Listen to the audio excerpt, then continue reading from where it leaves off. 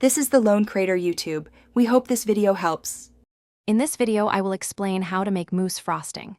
First, ensure your base, whether it's a rich chocolate ganache or a smooth pastry cream, is completely cooled. This is crucial for the mousse's stability. Next, whip your heavy cream until it forms soft, airy peaks. The goal is a light texture, not stiff. Finally, carefully fold the whipped cream into your prepared base. This gentle action preserves the airiness, giving you that perfect mousse consistency.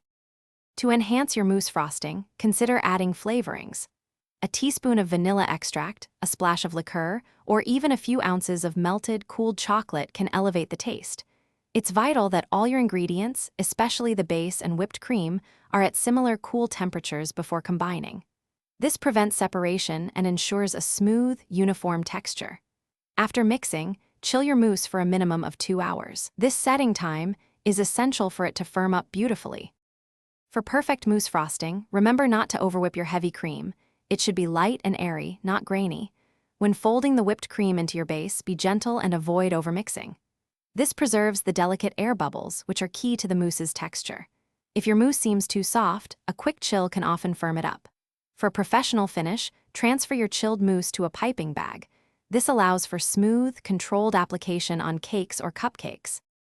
Once your delicious mousse frosting is made, proper storage is key to maintaining its freshness. Always transfer any leftover mousse into an airtight container. This prevents it from absorbing odors from your refrigerator and keeps it from drying out. For the best quality and texture, consume your mousse frosting within 3 days when stored in the refrigerator.